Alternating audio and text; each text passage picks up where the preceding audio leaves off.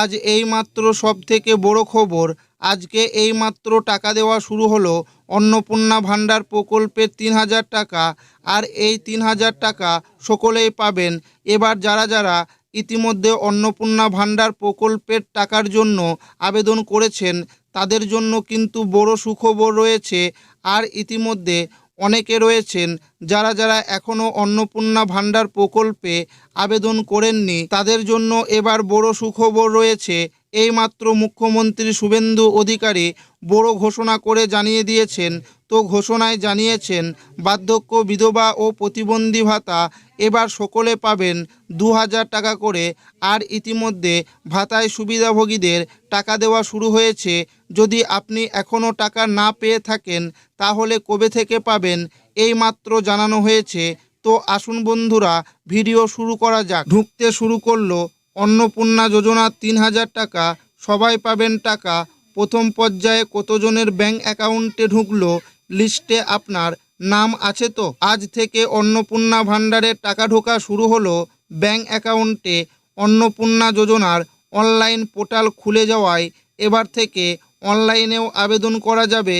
বুধবার ক্যাবিনেট বৈঠক থেকে প্রকল্পের অনলাইন পোর্টালের আনুষ্ঠানিক সূচনা করলেন মুখ্যমন্ত্রী শুভেন্দু অধিকারী।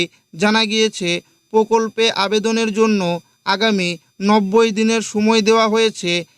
যেদিন প্রকল্পে নাম নথিভুক্ত করবেন তার থেকে ৭ থেকে ৮ দিনের মধ্যে সংশ্লিষ্ট অ্যাকাউন্টে টাকা ঢুকে যাবে। অন্নপূর্ণা যোজনার টাকা দেওয়া শুরু। এদিন থেকে আনুষ্ঠানিকভাবে অন্নপূর্ণা যোজনার উপভোক্তাদের টাকা দেওয়া শুরু হয়েছে। রাজ্যের প্রতিটি জেলায় ভার্চুয়ালি অনুষ্ঠান দেখানোর ব্যবস্থা করা হয়েছিল। জানা যাচ্ছে প্রাথমিক পর্যায়ে নদিয়া জেলার প্রায় ২,২০,০০০ মহিলার ব্যাংক অ্যাকাউন্টে ৩,০০০ টাকা ঢুকেছে। কতজনের নাম ট্রান্সফার? মুখ্যমন্ত্রী শুভেন্দু অধিকারী বলেন, ইতিমধ্যে প্রায় ২৮ লক্ষ জনের নাম নথিভুক্ত করা হয়েছে। তাদের অ্যাকাউন্টে টাকা শেষে দুর্দান্ত আপডেট আছে। সপ্তাহে সংশ্লিষ্ট দপ্তরের মন্ত্রী জানাবেন কতজন মহিলা টাকা পেলেন। তিনি আরও জানিয়েছেন, অন্নপূর্ণা যোজনার কাজ পুরোপুরি শেষ হয়ে গেলে আগের প্রকল্প বন্ধ হয়ে যাবে। কাদের নাম ট্রান্সফার?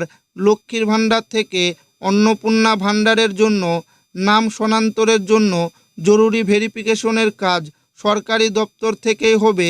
যাদের নাম আগে কোনো কারণে বাদ পড়েছিল তাদের ক্ষেত্রেও পুনরায় যাচাইকরণ চলছে।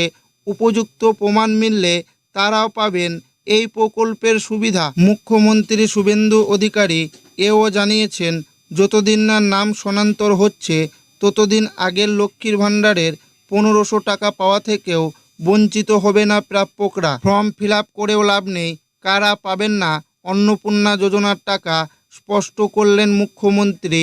বুধবার থেকে যোগ্য আবেদনকারীদের অ্যাকাউন্টে অন্নপূর্ণা যোজনার টাকা পাঠানো শুরু করেছে রাজ্য সরকার।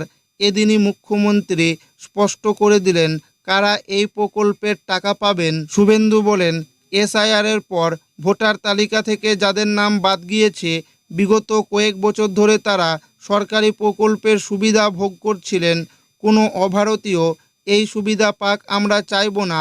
যারা ১,৩০,০০০ আবেদন করেছেন এর মধ্যে সিএএ শংসাপত্র পেয়েছেন ১১,০০০, তারাই এই পরিষেবার মধ্যে আছেন।